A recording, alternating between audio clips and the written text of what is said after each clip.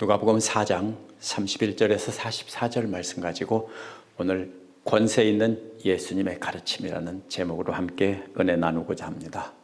누가복음은 계속 연결되어 있는 이야기처럼 되어 있기 때문에 계속해서 지난 드라마를 우리가 돌아봐야 됩니다. 지난주 말씀에서는 예수께서 갈릴리 여러 회당을 두루다니시며 가르치셨기 때문에 그 소문이 온 갈릴리에 두루 퍼졌다고 했습니다. 고향 나사렛에서도 요청을 받고 가르치셨는데 사람들은 놀랐지만 마리아의 아들이 아니냐며 멸시를 하고 거부했습니다. 이에 대해 예수께서는 엘리야 시대와 엘리사 시대에 오직 이방인들만 하나님의 은혜를 받은 말씀을 전하시면서 예수님을 거부하는 고향 사람들에게 경고를 하셨습니다. 그러자 나사렛 회당에 있던 사람들은 예수님을 죽이려고 했지만 예수께서 놀라운 능력으로 뿌리치고 그들 가운데로 지나가셨다고 했습니다. 이어지는 오늘 말씀도요, 예수께서 이제 가버나움에 내려가셨을 때 예수님의 권세 있는 가르침에 사람들이 놀라는 장면입니다. 회당에 머물러 있던 더러운 귀신을 내어쫓자 그 권세 있는 가르침에 놀라는 장면이고요. 또 베드로의 장모를 사로잡고 있던 열병도 역시 예수님의 권세에 굴복했고, 또 몰려온 수많은 병자들 사로잡고 있던 귀신들도 역시 예수님의 권세에 굴복해서 떠나는 장면입니다. 사람들은 이러한 예수님의 능력만 보고 예수님을 자신들의 포로로 잡아두려고 합니다. 하지만 예수님은 다른 곳에서도 복음을 전해야 한다며 떠나가시는 장면입니다. 이 말씀을 통해서 우리는 권위 있는 예수님의 말씀을 어떻게 우리와 우리 교회를 통해서 널리 퍼지게 할지 생각해 보도록 하겠습니다. 31절에서 37절은 권세 있는 가르침으로 귀신 들린 사람을 치료하신 이야기가 나옵니다. 먼저 예수님께서 가버나움이란 도시로 내려가셨다라고 했는데요. 왜 내려갔다고 했냐면 나사렛은 해발 347m의 위치에 있고 가버나움은 일반 해수면보다 높이가 214m 낮은 갈릴리 호숫가에 있습니다. 갈릴리 호수는 그 프레시 워터 중에서 전 세계에서 가장 해발 높이가 낮은 곳, 해수면보다 214m나 낮은 곳에 있습니다. 그렇기 때문에 가버나움과 갈릴리 나사렛은 높이 차이가 상당히 납니다. 그래서 내려갔다라고 한 겁니다. 이 가버나움은 갈릴리의 중심 도시였습니다. 여기서 또 역시 안식일에 사람들을 가르치셨다고 했는데요. 과거부터 계속해서 습관적으로 가르치셨다는 이야기입니다.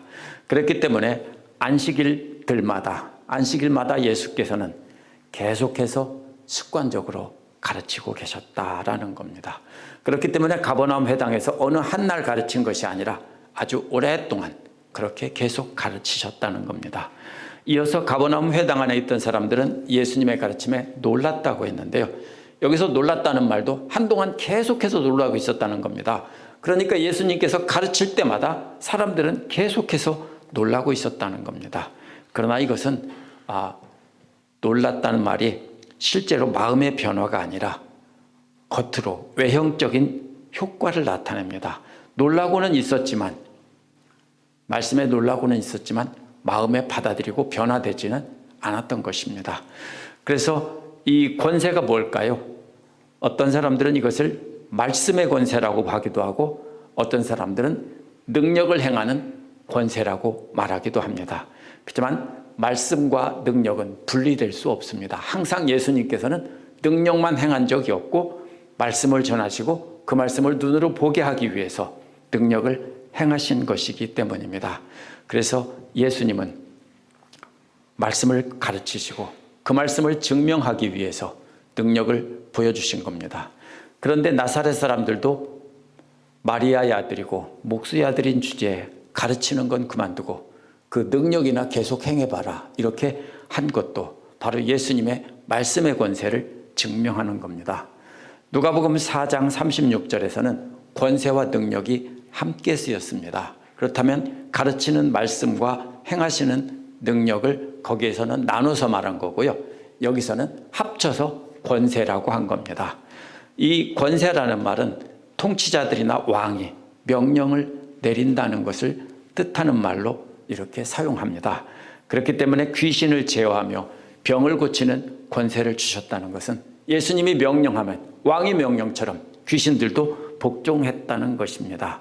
그런데 예수님의 가르치는 말씀에 권세가 있었다는 말은 그 가르치는 그 말씀이 놀라운 감동과 깨달음을 주는 것이었다고 보기는 어렵습니다. 성령님의 능력으로 사람들에게 명령을 내리고 계셨고 악한 귀신들에게도 나가라고 했습니다.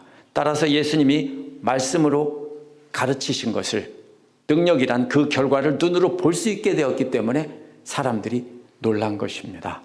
여기서 회당에 더러운 영을 가진 한 사람이 있었다고 하는데요. 귀신의 영은 거룩한 영인 성령님과 반대가 됩니다. 그런데 히브리 사람들에게는요, 귀신은 무조건 더러운 것이기 때문에 더럽다는 말이 필요가 없습니다. 그냥 귀신이라고 하면 자동으로 다 더러운 것입니다. 그런데 이방인인 그리스 사람들은요, 귀신은 좋은 귀신도 있고 나쁜 귀신도 있다고 생각합니다. 근데 누가복음을 전할 때 봤던 사람들은 귀신이라고 하면 좋은 귀신인지 나쁜 귀신인지 이렇게 오해하기 때문에 누가는 그들에게 더러운 귀신이라는 말을 붙여 쓴 겁니다. 그래서 그 더러운 영을 가진 그 사람이 크게 소리 질렀는데 그 말은요, 원어에 보면 우리와 당신 사이에 무슨 관계가 있습니까? 라는 겁니다. 라는 말은 감탄사일 수도 있고 명령어일 수도 있습니다. 하지만 이것은요, 여기서는 감탄사입니다. 이거는요, 예수님의 능력을 알아보고 소리를 지른 겁니다. 왜 우리를 간섭합니까? 그래서 이러한 말은 바로 특히 나사렛 사람이라고 했는데요. 나사렛 사람은 경멸적으로 부를 때도 있었지만 누가복음에 보면은 이것이 바로 엠마오로 가는 제자들도 예수님을 알아보지 못하고 나사렛 사람 예수에 관한 일 때문이라고 했기 때문에 나사렛이란 그냥 출신을 나타내는 거지 이것이 경멸적으로 부른 말은 아닙니다. 그러나 때로는 그 말이 경멸적으로 부를 때도 있습니다. 귀신 들린 사람이 뭐라고 말합니까? 우리를 멸망시키려고 오셨습니까? 라고 했습니다. 우리는 당신이 누구인지 아는데 하나님의 거룩한 자요, 이렇게 말합니다. 더러운 귀신 들린 사람이 예수님을 하나님의 거룩한 자라고 부르는 것은 자신들 더러운 귀신 들렸다는 말과 정확히 반대가 되는 말입니다. 그래서 공통점이 하나도 없습니다. 하나님의 거룩한 자는 하나님 앞에 나갈 수 있는 거룩한 존재이고요. 더럽다는 말은 하나님 앞에 나갈 수 없다는 말입니다. 구약에서도 더럽다, 부정하다는 말은 하나님 앞에 제사를 드릴 수 없는 제물이나 하나님 앞에 나갈 수 없는 부정한 사람을 뜻합니다. 반대로 거룩하다는 말은 하나님 앞에 나갈 수 있다는 뜻입니다. 그렇기 때문에 하나님의 거룩한 자이신 하나님과 함께 계신 예수님과 더러운 귀신 들린 사람은 완전히 정반대입니다. 예수님의 권세가 무엇인지를 정반대가 되는 말로 설명한 겁니다. 예수님의 권세는 거룩하신 하나님의 영이 함께 계신 거고요.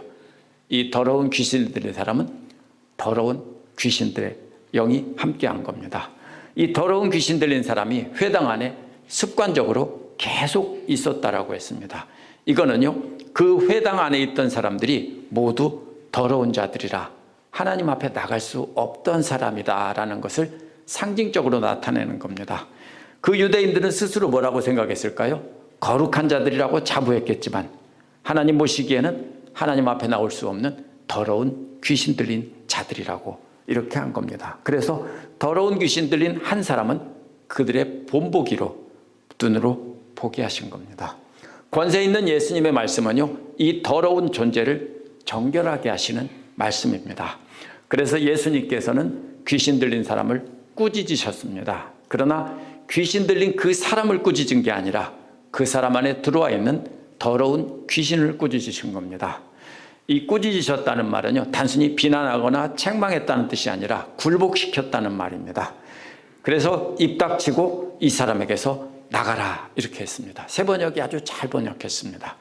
그러자 이 귀신은 그 사람을 넘어뜨리고 그에게서 나왔다고 했는데요, 넘어뜨렸다는 말은 패배했다는 것을 인정하는 것입니다. 그러나 상처는 입히지 않았다는 것은요, 패배를 인정하고 예수님 말씀에 순종해서 그 사람에게 해는 끼치지 않고 나갔다라는 것이고요, 예수님의 말씀에 그대로 복종한 것입니다. 그래서 36절은 모두가 놀라서 대화하는데요. 이 말씀이 어떤 말씀인가? 권세와 능력으로 더러운 영들에게 명령하니 떠나갔다라며 각자가 서로 말하고 있습니다. 권세는 말씀의 권세이고요. 순종해서 귀신이 떠나간 것은 그 능력이 표현된 것입니다. 그래서 예수님의 소문은 근처 사방으로 퍼져나갔다고 했습니다. 38절에서 41절은 많은 사람의 병을 고쳐주신 이야기가 나오는데요. 갑자기 엉뚱한 얘기가 나오는 것 같지만 사실은 연결되는 내용입니다.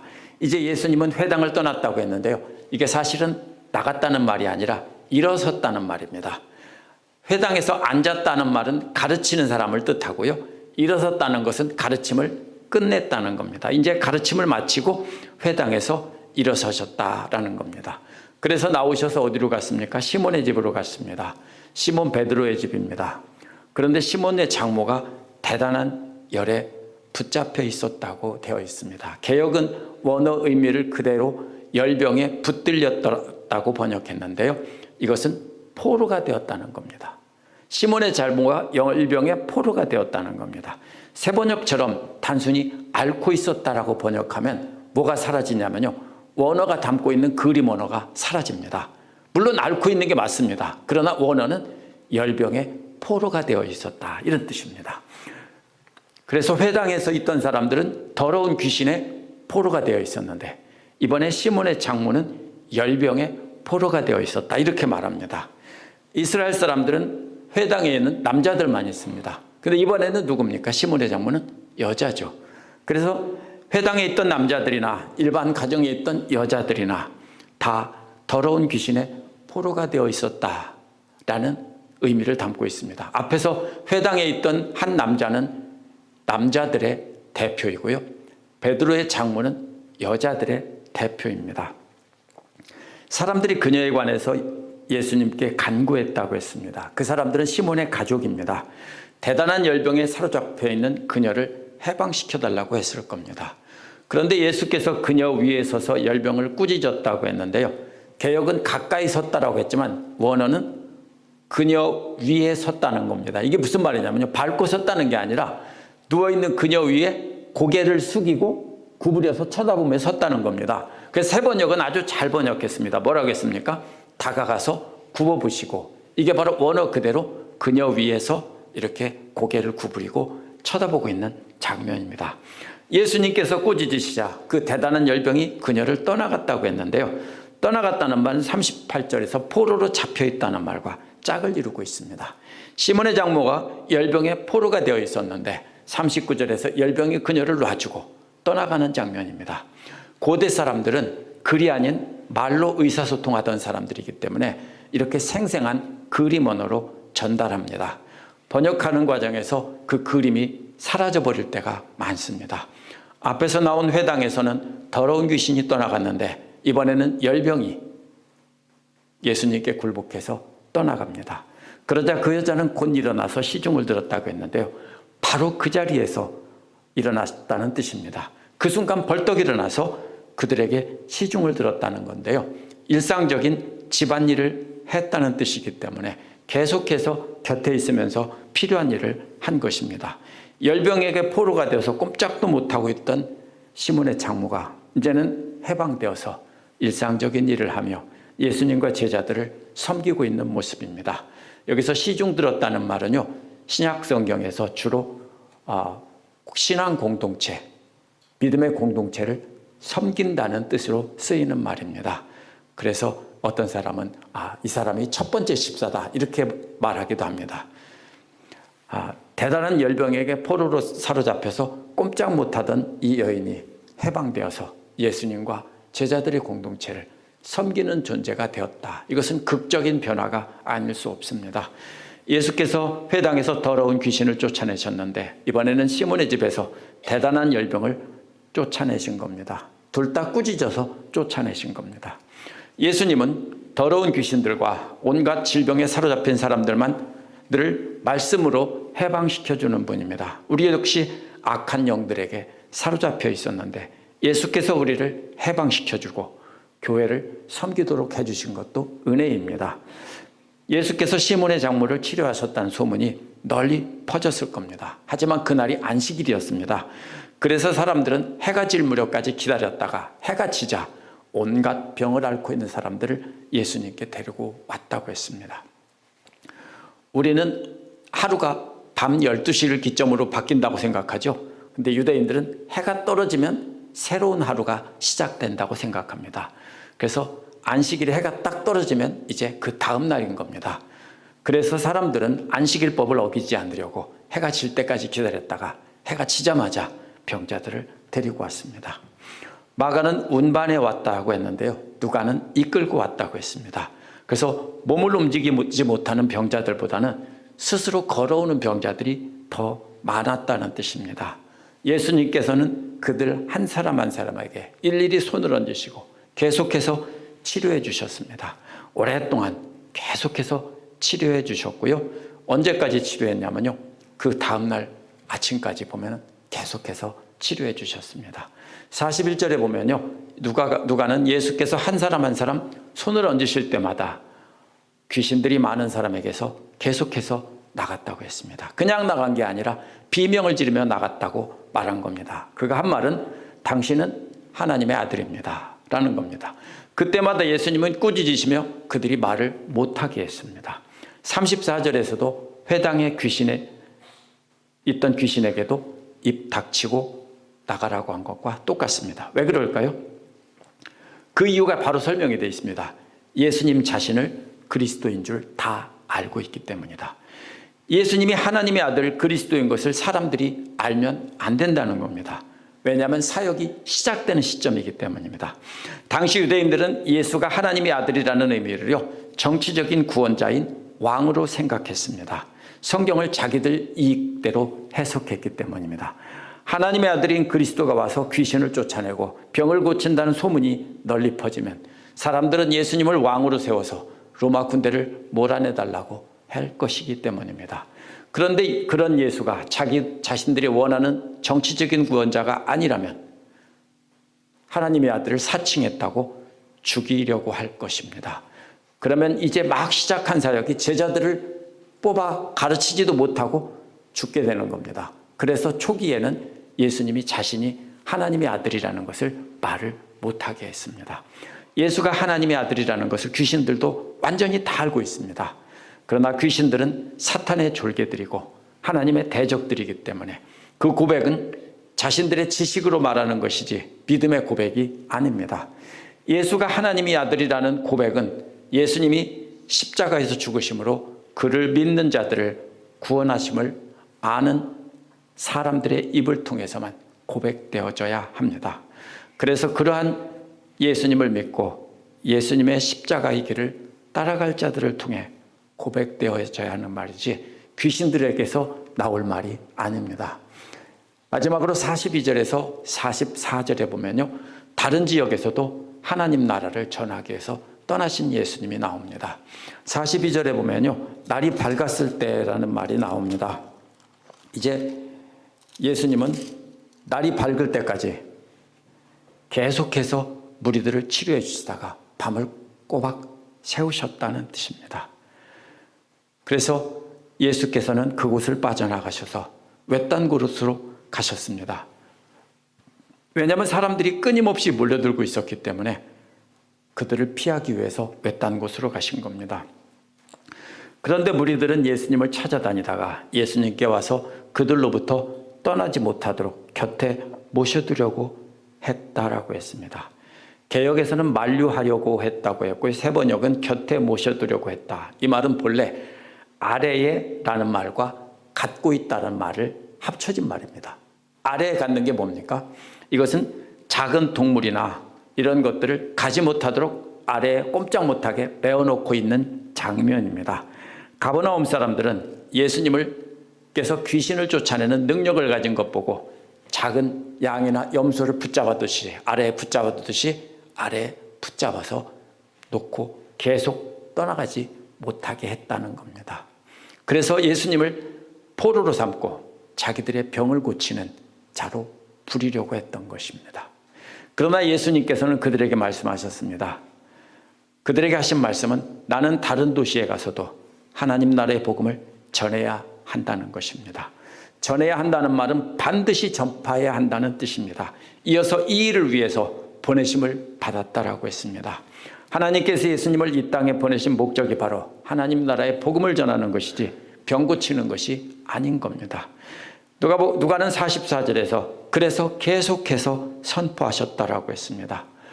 예수께서 가버나움이 아닌 다른 곳에서 계속 선포하셨다는 뜻입니다. 개역은 갈릴리의 여러 회당이라고 했고요. 세번역은 뭐라고 했습니까? 유대의 여러 회당이라고 했죠. 왜 다르냐면 밑에 나옵니다. 밑에 기억하면 고대 사본들에는 갈릴리라고 되어 있다, 이렇게 되어 있습니다. 어떤 게 맞을까요? 개역 성경에 맞을까요? 세번역에 맞을까요? 상식적으로 이때는 사역의 초기이기 때문에 갈릴리가 맞습니다. 그러나 오래된 성경 사본들과 중요한 사본들은 대부분 유대라고 되어 있습니다. 근데 나중에 성경 필사하는 사람들이 이거를 보다가 뭔가 이상하다. 이때는 유대에 가지 않고 갈릴리에 있을 때인데 라고 하면서 고쳐놓은 겁니다. 그래서 개역 성경은 갈릴리라고 고쳐놓은 것이고 본래 원어는 유대가 맞습니다. 말이 되는 것과 말이 잘 안 되는 것이 있으면 말이 안 되는 것이 오리지널입니다. 그래서 이것은요, 제가 전공이기 때문에 확실하게 말할 수 있습니다. 그래서 이제 이런 경우에 갈릴리에서 막 사역을 시작하셨는데 갑자기 유대 회당에서도 복음을 전했다 하는 것이 이해하기 어렵습니다. 그런데 이것이 무슨 뜻이냐면요, 유대라는 말은 갈릴리를 포함한 유대 전체 지역을 뜻하는 겁니다. 왜냐하면 누가복음은 누구에게 전달된 겁니까? 이방인들에게 전한 거기 때문에 이방인들은 이스라엘에 유대 지방이 있고 북쪽에 갈릴리 지방이 있다는 것을 알지 못합니다. 그래서 뭐라고 말합니까? 누가는 그냥 유대라고 하면 그 전체 지역을 다 뜻하는 말입니다. 이거를 가지고 아니다, 유대가 아니라 갈릴리다 이렇게 바꾸면 안 되는 겁니다.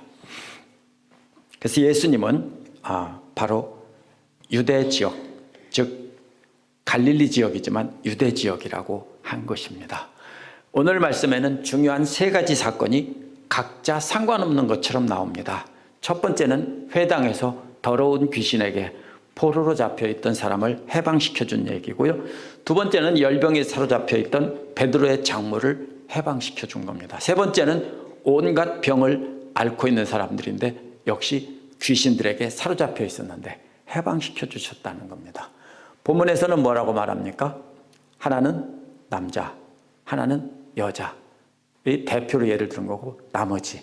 이렇게 하면서 이 모든 사람들이 남녀노소 할 것 없이 회당에서나 집에서나 더러운 귀신에 사로잡혀 있었는데 예수님께서 말씀으로 꾸짖으시니 그 사람들을 귀신들이 물러가고 해방되었다, 이런 의미입니다. 그래서 오늘 말씀에 앞뒤로 감싸고 있는 내용이 뭔가 잘 봐야 됩니다. 31절 32절은요 안식일에 가버나움 회당에서 가르치셨다는 것이고 42절 44절 사이에는 유대의 여러 회당에서 복음을 전했다는 겁니다. 그게 껍데기로 앞뒤에 있고요, 중간에 세 개의 귀신을 쫓아낸 이야기가 있습니다. 그러면 뭡니까? 이 치유 사건을 앞뒤로 감싸고 있는 것은 예수님의 선포하신 말씀들입니다. 그리고 말씀들의 중심 안에 알맹이를 보면 그것이 귀신을 쫓아내는 능력으로 나타났다는 의미입니다. 따라서 예수님께서 행하신 것은 회당에서 복음을 선포하신 것이고요, 그 복음을 선포하자 귀신들이 쫓겨났다는 것이 눈으로 볼 수 있는 증거들입니다. 그래서 예수님께서는 귀신들과 악한 영들에게 포로로 잡혀있는 사람들에게 하나님 나라의 복음을 선포해서 해방시켜주러 오신 분이다. 이것이 오늘 전체 말씀의 핵심입니다. 그런데 오늘 말씀에 나온 가버나움 사람들은요, 예수님을 자신들의 집짐승 가두어두듯 지배하고 잡아놓으려고 했다는 겁니다. 예수님의 가르치심과 선포하시는 말씀 때문이 아니라 귀신을 쫓아내고 병을 치료해주는 능력 때문입니다. 누구하고 똑같습니까? 나사렛 회당 사람들과 똑같습니다. 가르치는 거는 그만 닥치고 뭐나 해? 병이나 고쳐. 이겁니다. 마지막에는 예루살렘의 유대교 지도자들도 예수님을 죽였는데 역시 예수님이 병이나 고쳤으면 안 죽였을 텐데 건방지게 말씀을 가르친다고 죽인 겁니다. 오늘 믿는 자들도요, 크게 다르지 않습니다. 오랫동안 예수께서 이 땅에 오신 목적은 오늘 말씀에 나온 것처럼 더러운 귀신 들린 사람과 악한 영에게 포로가 되어 있던 우리의 과거 우리를 해방시켜서 하나님의 자녀가 되게 하신 것이 예수님 오신 목적이고 말씀의 목적입니다. 근데 오늘날 사람들도요, 악한 영에서 해방되어 하나님의 자녀가 되라는 말씀에는 귀를 닫고 자신들과 자신들 가족을 치료해주고 축복해달라는 것만 초점을 맞춥니다. 그러면 하나님의 능력을 힘입어서 이 땅에서 잘 살게 해달라, 이런 욕심을 갖고 예수님을 믿는 경우가 많았습니다. 이것이 바로 뭡니까? 유대 사람들이나 가버나움 회당 사람들이나 나사렛 회당 사람들이나 다 똑같습니다. 우리는 삼위일체의 하나님을 믿고 예수 그리스도가 하나님의 아들이라는 것을 믿으면 구원받는다고 생각합니다. 근데 뭐라고 말합니까? 믿음은 말로 떠드는 것이 아니라고 했습니다. 예수님 당시 갈릴리와 유대 회당에 있던 사람들은 모두 하나님이 한 분이라는 것을 믿는 사람들입니다. 그러나 실제로는 믿지 않고 자기들 생각대로 했습니다.